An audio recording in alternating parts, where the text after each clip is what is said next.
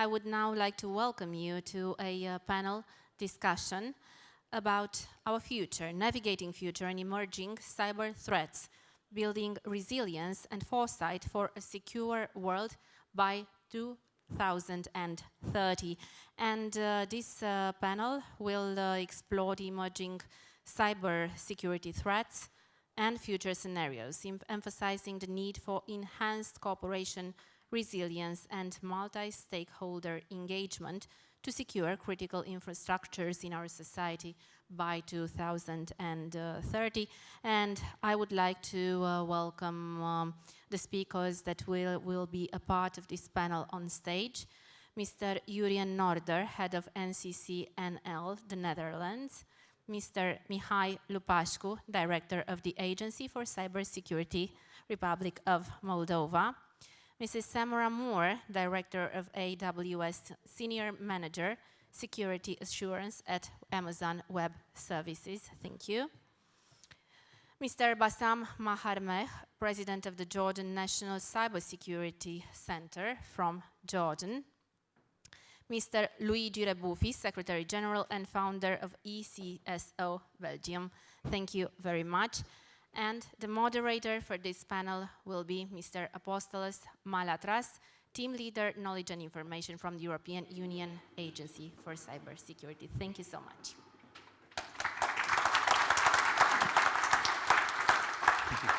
Thank you and good afternoon, everyone. It's a pleasure to be here with you all today. It's in this vibrant conference, so many people, very, very excited, and I hope we can follow up after the very engaging speech before with an interesting discussion. So our topic is about the future, and what better time to talk about the future right after lunch.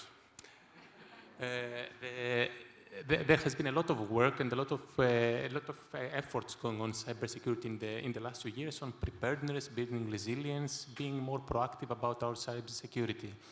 But then, of course, cybersecurity is not only proactive, but also reactive.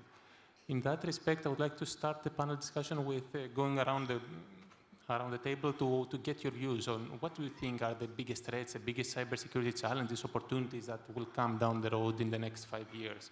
And how does your organization, how do you work in order to prepare for them, in order to mitigate the relevant risks? What are the different approaches that you have been taking? I don't know, maybe we can start with Bassam. Okay, so you started with me. Good evening, everybody. First, I would like to thank Dan for the invitation. It's my pleasure, actually, to be here. Congratulations on this great and wonderful event. I'm coming from different parts of the world, actually. A very troubling area, Middle East. So cybersecurity is a big issue in our region. And I'm representing the National Cybersecurity Center, which I'm heading, actually. Historically, actually, we have moved from cybersecurity to cyber resilience. Because at a certain point of time, we realized that cybersecurity is not enough. It's not enough to build this castle and depend on, just defending the perimeter. You need to be resilient. And this fact actually has been realized by most countries. And most countries now focus more on resiliency and proactive, to be proactive more than reactive. And being anticipating, actually, and not just waiting and standing for the attackers to attack you. We don't want to be like a punching bag, just receiving punches. We need to be more proactive. So I believe this is the strategy that maybe every country has realized that this is the best approach, actually, for cyber defense. Being first resilient and second active defense. Because again, if we just waited for others, to attack us, this is gonna, I'm in charge of protecting actually a country, and we realized that it is important to be resilient and to be proactive. And I understand and I know that there are many countries actually who are developing active defense, and sometimes they are developing offensive capabilities. And from my point of view, from my country's point of view, I believe this is sometimes a good approach to have the leverage, to have the power actually to deter cyber crimes and cyber criminals, especially the state-sponsored actors who, coming after our information for espionage and for influence operations also sometimes. So I believe now maybe the next step actually to sustain being resilient, because resiliency means being able to withstand all attacks and keep all your services, all your operations running. And I believe this is a good strategy, and I believe most of countries now are adopting this strategy.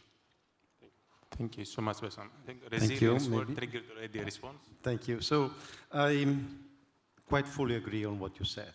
Because, and first of all, let me say I'm also proud founder of Women for Cyber Foundation, which is also well represented here, and really with 30 chapters around Europe, not only, so it's really going wide. The resilience, as I'm doing what I'm doing, by getting people together, but at the beginning I was a nuclear engineer. And for an engineer, resilience is a clear word, which is not like resilience. Many people also in the electronic system, they talk about resilience, about response, recovery. Resilience for me is more, you said active resilience. For me, is more a passive system. Resilience is about designing a system which is resilient to, as you said, whatever happens, not necessarily an attack. Because, there are certain things that happens and are not attacks, are just failure of the system. And the difference that you did mention, you look at cybersecurity as something at threats, but you don't know what are the threats of the future. Resilience is that you don't look at the threats, you look at the functionality of a system. The system must work up to a certain limit under whatever it happens. So you don't look at the attack, you look at the functionality of the service of the system. And this is the, as an engineer, you said, when you pose the right way the problem, you have a chance to write the right solution. So it doesn't mean that you can also be proactive and look at whatever kind of risk management. But you don't have to consider only a certain number of threats. You have to think at the functionality of the system. So when you look at the future, you really have to look at how my system will evolve with the future, how can deliver my services in the future. And then you build up around that. Thank you. Samara, please, Mihai. If I may, good afternoon, everyone. I'm pleased to be here to represent the Agency for Cybersecurity of Moldova. I fully subscribe to what was mentioned by my colleagues regarding resilience and regarding the threats, because we are speaking about the threats, the future threats that we are facing. And I'm sure there are very many important threats we are facing in the future. And here we can talk about quantum computing, computers that would be able to break encryption, increasingly the increasing number of IoTs and so on. But today I would like to be more, say, pragmatic and speak about the threats that we're seeing already today, that we're facing in our daily activity, and that we expect them to grow even bigger with time. So the first and foremost, we realized there's an increasing sophistication of cyber attacks. Whatever attacks we witnessed in the past, now with the rise of artificial intelligence and the machine learning techniques, we see huge growth and a higher sophistication in those attacks, which arrive to be even more successful than ever. Another very important threat we are facing, and it was it was witnessed during the elections period in Moldova, and it's still a threat, are the advanced persistent threats. We are talking here about foreign interference, foreign countries investing huge amount of resources and money in order to disrupt the democratic processes and in order to interfere with normal operation of institutions. Not to forget, and now I'm switching to the next issue and big threat we are aware of is the evolution of the ransomware. We all remember the days when the ransomware was just a type of threat that happened from time to time. We expect that, and we already see that ransomware becomes so much more advanced, and especially using the AI technology. We see the rise of ransomware as a service, which becomes somehow a new normality. And in this regard, it's becoming even more complicated and more difficult for the authorities to find and persecute those who are behind those activities, because it happens that the tool itself was developed by some actors, and afterwards it is used as a service by another groups, and it's becoming very difficult to identify and persecute this kind of activity. Last but not least, in my list of emerging threats and those that we will be seeing in the future is the deepfakes and misinformation. And believe me, we saw a lot of it. We had a lot of it during our presidential campaign in the previous couple of weeks and months. It is becoming a real threat to democracies because Moldova is just a playground, but the technology is there and it can be used in so many ways. We were somehow lucky because the actors using those misinformation and deepfakes were not that competent to stage very trustworthy videos, and it was quite easy to debunk, luckily. But we see that the technology is there, and with the malicious actors behind it, it can evolve, and we should expect that it will be used in the future to disrupt even more the informational space and the democratic institutions. To summarize it, I think the key word and the key takeaway from our side when it comes to future threats is that we need to think about AI and machine learning, because all the attack vectors that we faced during previous years and that were already known to everybody, those threats are growing bigger and are getting out of control without the use of new technology as AI. Thank you. Thank you so much. And I don't think it's that the attackers were not that competent. I think you were more competent than them to counter them. So kudos on that. Samara? Okay, and thank you for the opportunity. Appreciate being on the panel. So I'll just kind of start out with a question to take a quick poll. How many of you here are involved in some way in some type of digital transformation effort? A few, yeah. Exactly. So by nature of it being digital transformation, it is going to be new technology. And innovators don't stop innovating, right? So that is going to continue to go. So what that drives then is the need for cybersecurity, but not just cybersecurity of yesterday or today, but the ability to innovate in cybersecurity and really think about cybersecurity at scale.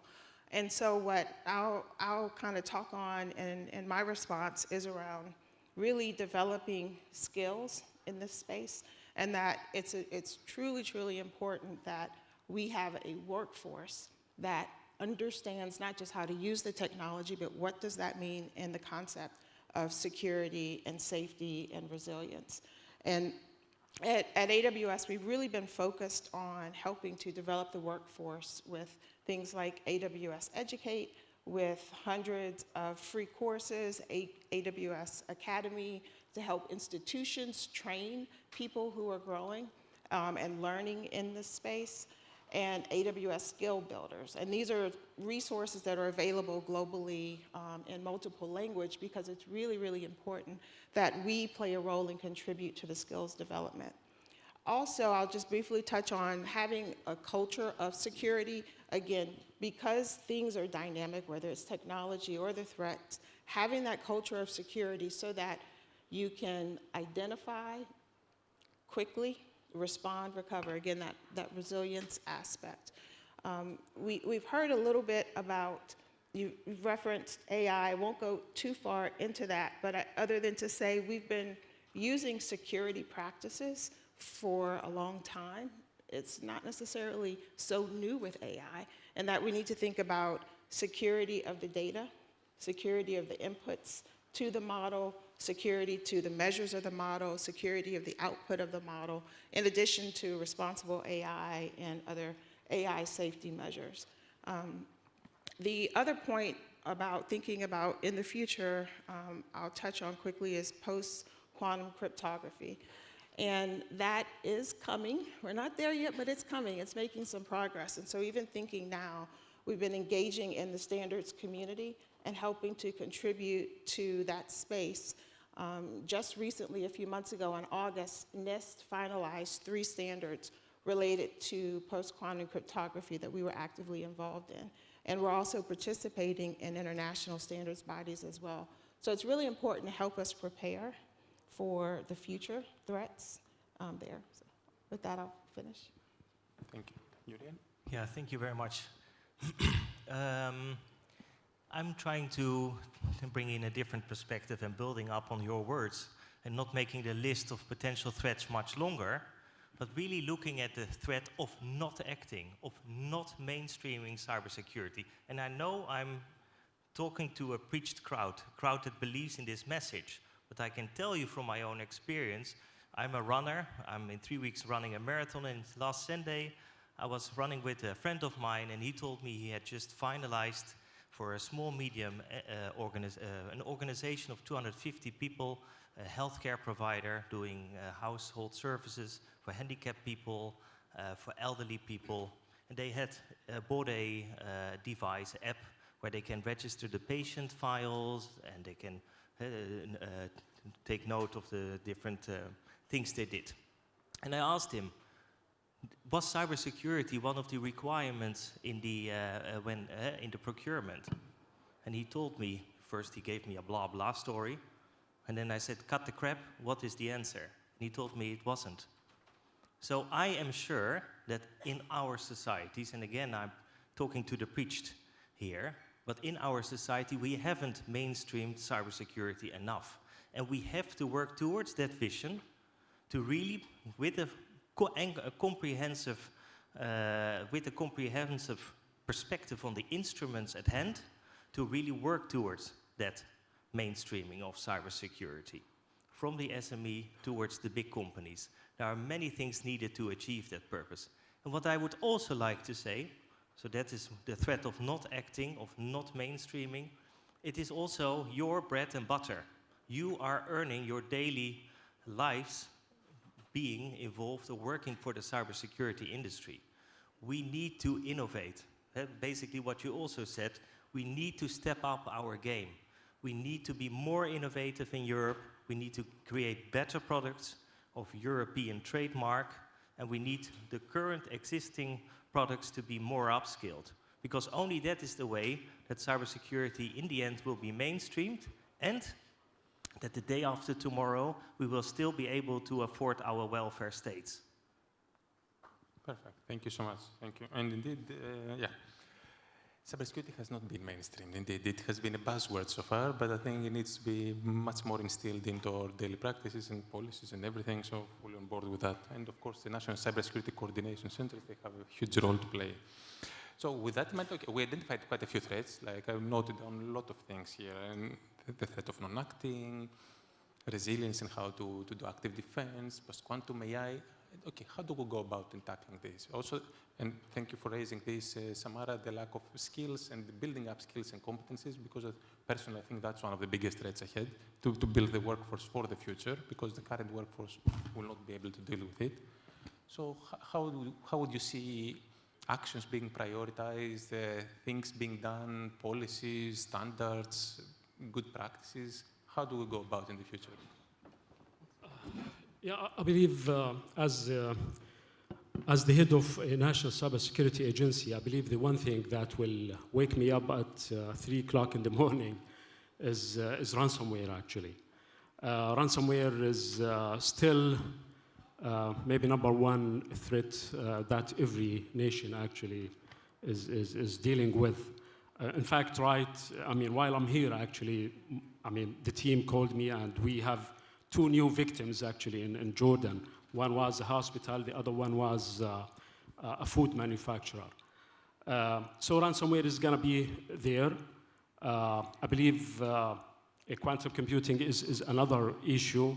It's still not there, but I believe we need to face it some point at maybe 5-10 years. I don't know. AI-powered, attacks are becoming more complicated. I'm not talking about well-crafted phishing messages, but I'm talking about deep fake, manipulation of voice, video, which is actually very, very, very scary. And maybe one important thing also, maybe some other folks from the other panel talk about it, is using cyber operations to support influence operations.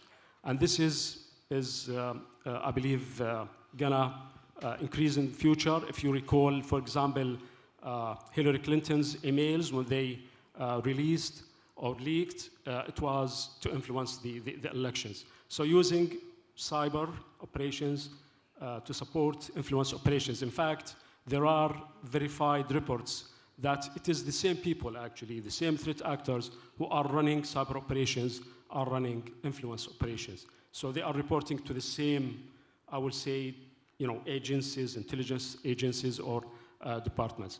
So in terms of prioritization, actually, it is, also from my perspective, from my role as a national cybersecurity leader, I believe critical national infrastructure is very important to take care of. We are talking about here, things like water, like electricity, communications, those critical national infrastructures that will influence the economy, has influence on the people's welfare. Those are the things that actually we need to put more resources and pay more attention. So if, in my country, actually, we have started a very strategic plan, actually, to improve cybersecurity within critical infrastructures. And we adopted like a federated model, where in each sector we do have like a SOC or a CERT team. And this CERT team is reporting to the national CERT team. So I believe this is a priority, and I believe in the future there will be more targets against critical national infrastructures. Thank you. Oh, thank you, Bassam. Mihai? Thank you. I would just want to add 2 elements that we see very important in this process of protecting against the emerging threats. First one, I would name the implementation, the widespread implementation of zero trust principles. And here, actually, I'm not saying anything new, it's just implementing and building resilience. And we see that the zero trust architecture, the zero trust way of doing things help in achieving better protection and better resilience, because we need to be protected against any scenarios. It's not very useful anymore to list just the threats and protect against them. There are always new vectors, and this is evolving so fast that we need to be secure and resilient against any kind of threat, enabled to assure the continuity of service. So this is the first point, and the second one, which is very difficult to achieve, is filling the skill gap. It's very complicated too, because it requires a lot of investments and time and education. But at the end of the day, this is the only thing that would help to be better protected and better prepared for future threats. I would like to give an example from the Republic of Moldova, because recently we have launched together the government in partnership with the Technical University of Moldova a cybersecurity research and educational center inside of the university. So you have this natural learning environment, and its main purpose, or it would have two big purposes. First one is to train cybersecurity experts and try to fill this skill gap when we talk about lack of specialized teams and specialized experienced cybersecurity workers to be able to better protect both the governmental networks, but also we need those people into the private sector, because when we talk about critical infrastructure, it doesn't matter. It becomes pointless to think about public and private separately. We need to ensure the well-functioning of the state, of the government, and in this regard, very many vital functions are being provided by private entities. So this is one of the goal of this, or of the mission of this entity. But another one, which is also very important, is to provide cybersecurity awareness campaigns and cybersecurity trainings for public servants. So by law, all the public servants in the government will have to pass a cybersecurity awareness course once a year in order to be prepared and ready to recognize the threats that are being, that person might be exposed during his work, to be able to recognize and identify the phishing attacks, malware, and any suspicious activity that would bring, at the end of the day, the resilience and this preparedness for fighting the cybersecurity war. So, something that actually I forgot to say in the previous question about the threats, but it's also linked to just what has been said before. In a provocative answer to, because he sent us the questions before, and I said that what is the major threats of the future? And actually my answer was mankind. Mankind, because, and actually is linked in the sense that skills issue that you brought in at the beginning, but now we're going on. But not only skills about the professionals, which is already a task, the public administration and public service and so on, but also the population. And this is linked also to the disinformation issues and so on. Because we can have maybe AI helping us in the future, anticipating when the lightning bolt will strike in certain cases. It's already happening today. So we can have anticipate already this kind of things. But how can we, and we are making big, growing efforts in growing skills and educating professionals and so on. But what about the population, the citizens? Because they are they're voting, and we know that what could be the impact. Because of their normal user of whatever you're saying, because of their privacy. So are we doing enough for improving this? And we could have the best technology, but if we don't, the people, the normal people, the citizens, using digital the right way, I mean, it's just, it's impossible. It's mission impossible at the end. So for me, the improvement for the future and so to fight the biggest threats is just the lacking of information how to behave properly. Sometimes it's called even cyber hygiene. Just starting from that. And then you build up with all the technology you want. And I stop here. Samara, you want to follow up? Yeah, so I'll give you a service provider's perspective. As a service provider, I think you asked about priorities and you talked about critical infrastructure and critical functions. And our customers run the range of public sector governments that are doing critical functions and critical infrastructure entities. And so when we are meeting the needs of those customers, that is available for all customers. So it's supporting the broader group. So pull the thread on that a bit. Your question on policy, it's really important that there are regulations and frameworks that are harmonized, and I know that's not the first time y'all have heard this word today, but having harmonized policies that are risk-based and allow for the innovation that we're all acknowledging we need to be successful in the future. That flexible, risk-based, outcome-focused, harmonized policy framework is really, really important.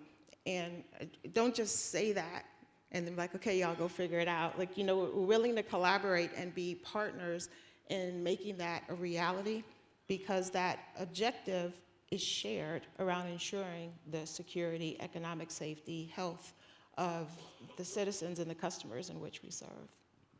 No, thank you for that. Actually, speaking about research and innovation, Jurrien, I think you're the right person to give us a perspective on that. Yeah, thank you so much.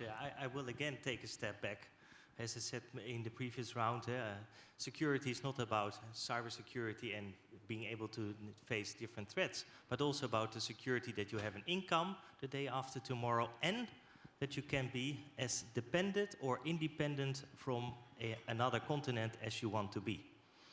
Having said that, I want to share a bit on what we then do. So how you asked me the question, what do you do to come to these, to mitigate these threats? As you have seen, I'm basically the Dutch counterpart of the Romanian NCC, one of the co-organizers of today. And what does an NCC do? And what is the kind of products and services that we have? So we have, at the dot of the horizon, we have the European Commission with a vision. The vision is, if you ask me in my words, that is being a competitive, innovative, and to an extent independent Europe in the area of European Union in the area of cybersecurity. What do? We start at the left side to get to the dot on fundamental research. From fundamental research, that is the kind of area that we support through the Horizon project, we go to applied innovations or ready to go to market innovations. We have FSTP funding. FSTP stands for Financial Support to Third Parties.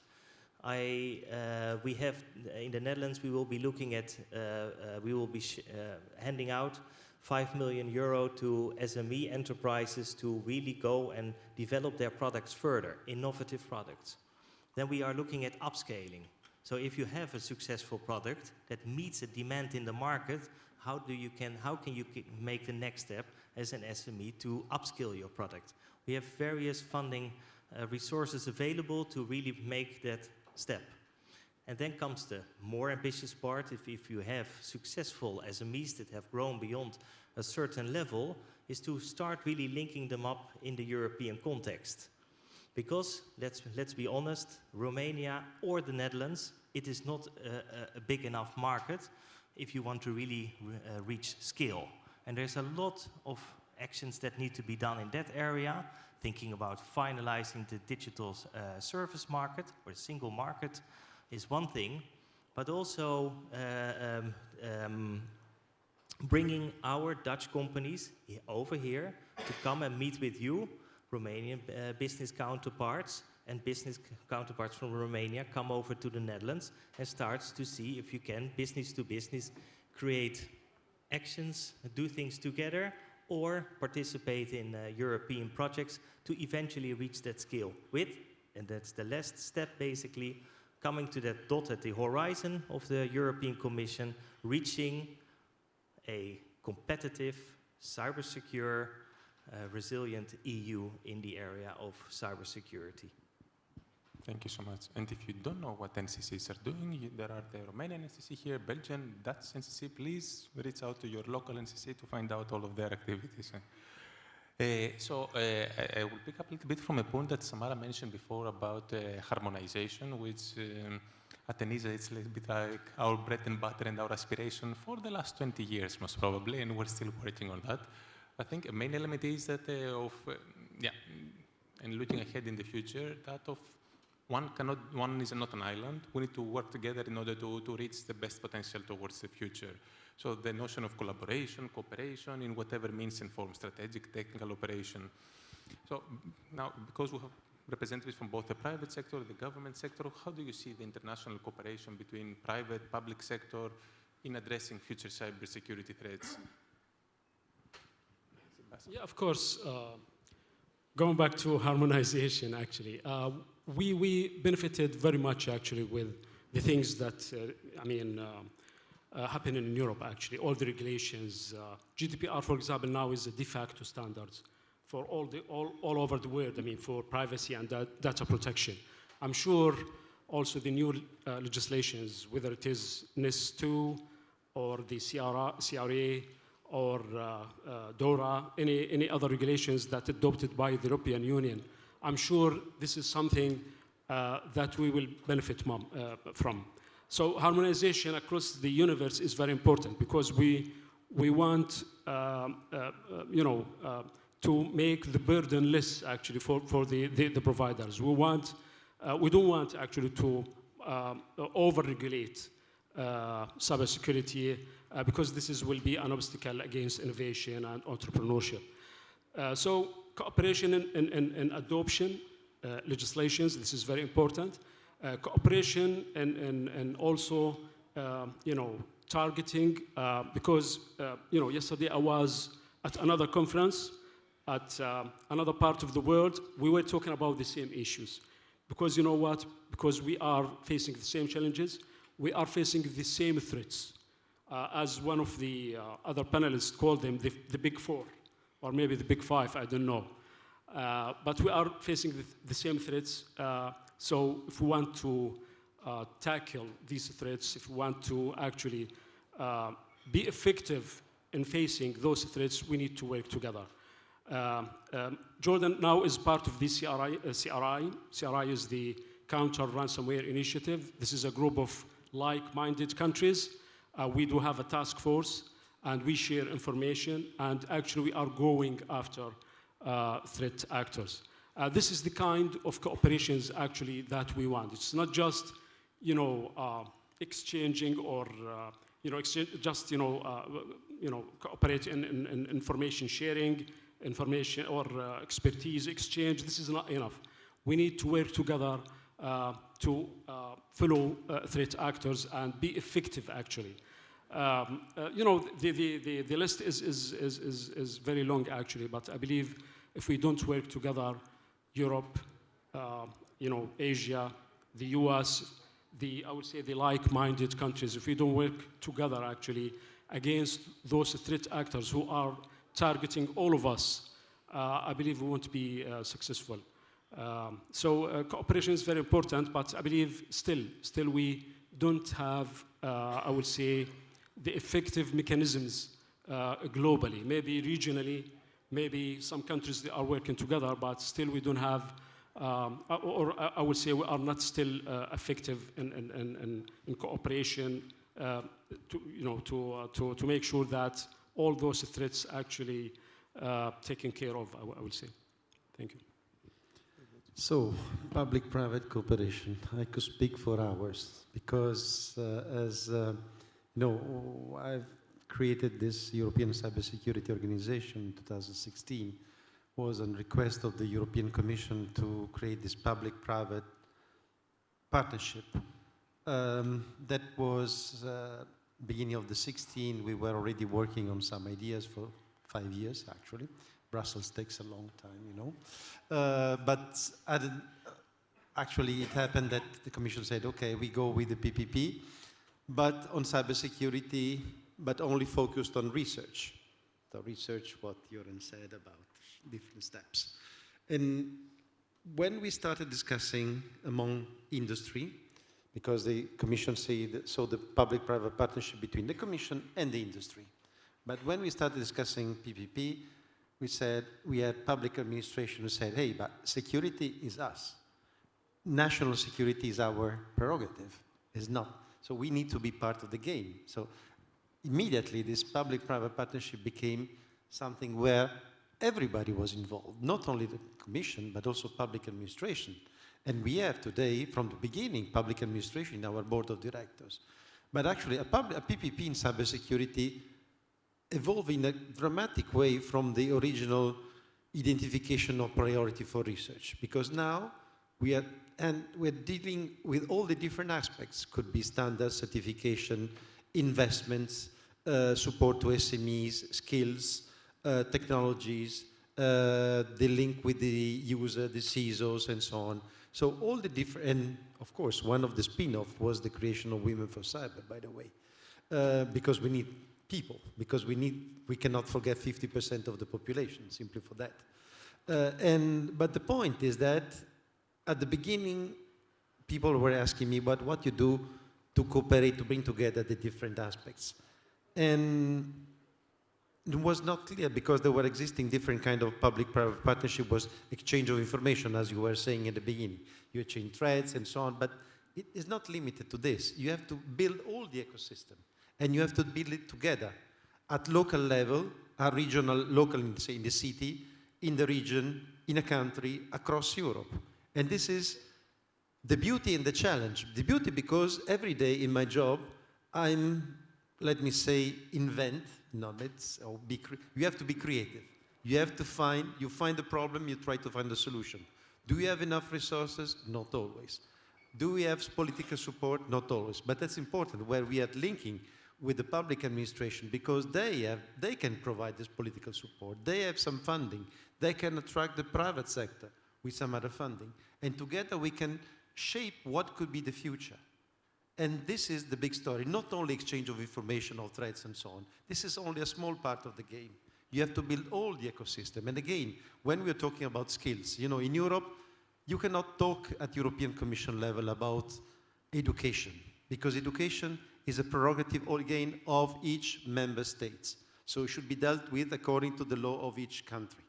But somehow we have to bring things together and grow together from the bottom to something that then we try at least ENISA, ECSO, and ECCC now here in Bucharest, together with the NCCs. We try to bring together at European level and this harmonization, which is so much needed. Thank you. I see Jurrien, you already picked up the mic. Please feel free. Yeah. Thank you so much. Now, I will just echo your words basically and try to add some more. For me, harmonization is not an empty shell or an empty word. It is basically the core of what I think I am doing in my engagement in the EU, in the European Union. Just to take one example, the NIS2. We all will have to deal with it. But the fun thing is that it was decided to put it in a directive. And the duty of care, of the interpretation of the duty of care, is going to be 27 times different. Whoa. So you are going to be a cross-border working company, organization, and you will have to face 27 different interpretations of the duty of care. And you will potentially also face, if you have an incident to report, you know, how can you do that effectively? If one country asks you 10 questions and the other one asks you 18 questions, completely different. So you have not only a crisis to manage or an incident to manage, but you also have bureaucracy to manage. That's the second incident. So harmonization is key. And on the public-private partnerships, I would just like to highlight one thing that I would really like to see more in Europe is the concept that works well in the Netherlands is big helps small, or upstream helps downstream. How can we create a mechanism of burden sharing approach where upstream, a vendor, a bigger vendor or a bigger fish in the supply chain who is procuring goods, services from its supply chain, how can they be involved in increasing cyber resilience across the supply chain? It's a win-win. Win for the organization that is downstream in the supply chain, but also a win for the upstream company who is getting these goods. This is the kind of discussions that, for example, I'm having with ASML in the Netherlands on how we can really boost this principle of big help small in a public-private partnership approach, where we put in funding, EU funding, and ASML from their perspective as well, to really create winning coalitions here. Thank you. As Denise, of course, NIS2 is not a threat, I will say it's an opportunity, but I'm here just to moderate. Samara, please. Sure. Just a brief note on public-private partnership. You know, I'll note as a private sector company, we know that customer trust is king. It rules everything. And so understanding that we're really motivated to engage with our partners in the public sector to, one, understand and listen and hear what's really, really important. We're hearing that from our customers, and to work together to get to that right outcome from a security and resilience perspective. So love the discussion on public-private partnership, and while clearly we're engaging, we look forward to the more to come that you referred to. Thank you. And Mihai? I would like to add just a couple of notes regarding the cooperation between states, between governments, because Moldova is a latecomer at this table, and we acknowledge that we are at the very beginning of this process when it comes to harmonization and alignment of the regulation in cybersecurity. Our law in cybersecurity is very recent. It dates back from 2023 only, so we're still in the process of this implementation of best practices. And it seems obvious that no nation can fight or can solve the cybersecurity challenges alone or in isolation. So in this regard, we rely and we work together with several partners, member states, who help us to achieve a maturity level much faster compared to the situation when this process or this path would have to be worked on alone. And here I have the most obvious example, because we are in Bucharest and colleagues from DNSC are here. I want to thank them very much for this excellent cooperation we're having between our agencies in the framework of the Memorandum of Understanding that we signed recently with Mr. Câmpian. So basically what we're trying to achieve is to replicate the best practices and avoid those challenges that are natural during the process of building capacity. Being a latecomer comes also with a certain advantage that allows you to learn from mistakes, from natural mistakes that might happen during this process, and try to align with the other member states and harmonize the legislation and the procedures as soon as possible, and be able to respond or to build a certain capacity in a much shorter time compared to those who were the pioneers in this way. Perfect. Thank you so much. And getting towards the end of this session, I'll tell you, like at ENISA, we have this project every 2 years. We have this process, a strategic objective, strategic foresight, we call it, in order to be able to prioritize our actions. So for the next 5 years, skills and supply chain are at the top. And hence our efforts are geared towards that. If you had to give like your priorities for the next 5 years, what would those be when we're talking about the future of cybersecurity? And maybe we can start that way. Bassam, I see you. I will agree with the importance of the people, actually.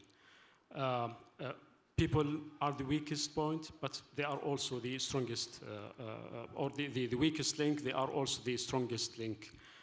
And one of the issues that we are not able, in some cases, and in many cases actually, we are not able to address different threats and different challenges is because of the lack and the shortage of people. I will say that educating people, raising awareness is a key priority also for us.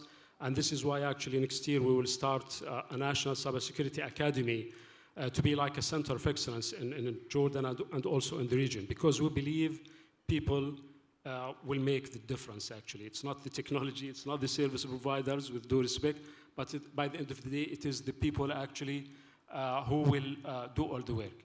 I believe this is a priority for us in Jordan. Luigi, please. Tom.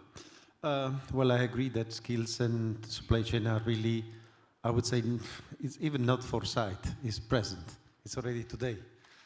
Not so, don't look too much for the future. But if you look at the future, as I like to write sometimes some short stories, kind of science fiction, fun story about also including artificial intelligence and all this kind. But let me say that looking at the future, so dreaming, almost science fiction, but is coming a little bit further than 5 years. One of the priorities that I see, and also sometimes I use in my presentation a slide with a Ferrari, a Ferrari where you have the engine is quantum computing. Well, the fuel is energy, because you need energy.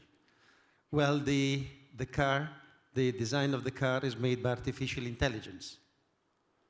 And then the question is, but what are the skills of the driver to this bomb? Because it will be a bomb. And actually, and also, let's go into another topic, who is the owner? So sovereignty, come back to the sovereignty issues. So bring all this together, and this will shape, this is an image of the future. Are we able to control this Ferrari, digital Ferrari, whatever, cyber Ferrari, if you like to call it? Or this is the real challenge that we have to face, and look at what are the challenges, what we can do for this is the foresight, at least the objective of the future where we have to concentrate. Of course, skills and supply chain are today, but bringing all this together will be explosive. One note, I want to read those AI stories. Second note, yes, thanks for that. Please. I'll be very short, and I have only 2 keywords that comes to my mind when you ask the question. First one is cyber awareness. We need to involve more people, and not just the cyber-related or digital-related communities. We need to reach out to all of the people in our societies, because cybersecurity awareness or the lack of cybersecurity awareness has far greater implication than just if we don't take any active measures and protect the society from the cyber threats that will evolve in the future. They might be able to recognize and overcome those threats. And the second thing is building resilience. And again, resilience, because it has so many implications, and it's not just about, as my colleague rightly mentioned, I totally subscribe to his words. When you talk about resilience, it's not just how to build a service that is resilient. We need to take into account all the aspects and integrate resilience into the architecture of the services and into the society itself, because we should learn how to be resilient and how to continue functioning even if major disruption occurs. Thank you so much. I'd like to again build on the words of Luigi and thanking also ENISA for the work that it is doing, because I believe that the threat landscape, the work that you are doing in that area, really guides us on the prioritization of what we have to do today or tomorrow. But we have to, and this is basically the morale or the red line in my story, we have to put it in a bigger perspective, this vision. And we need to align all the instruments that you can think of to really make it successful to the end. Not only to be secure tomorrow or the day after tomorrow of the threat that we know now, but to also have the capacity, the capability to really adapt to the threats that we don't know yet. And just taking the quantum again as an example of what I then mean concretely, we're not only there if we have identified where are the weak encryptions. We need a roadmap for implementation. We need awareness. We need to support companies in making that adjustment. We need frameworks. And so there is not a single silver bullet to achieve the successful future that we are aiming for. That's my storyline. If only there were a silver bullet that actually worked. You know, I want to also add my point to resilience. I agree, focusing on resilience, but also focusing on the security of tomorrow. We are going to continue to innovate and change. I think it's a priority for us to think about how do we accomplish our security objectives with the technology of tomorrow. And that gets back to the policy space, but it also gets to the skills development as well. So not just thinking about what we know to be true today, but how does that extend to where technology is going tomorrow? That's so very true. With that, I would like to thank you so much for the very, very interesting discussion. Thank you also for joining us today. And of course, now we'll have the chance to meet and ask further questions. Please, a round of applause for our distinguished guests and speakers. Thanks so much.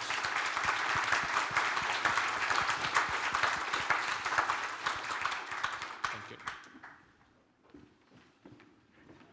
Thank you so much, and please enjoy a well-deserved coffee break, and we will resume at 3:30. Thank you so much.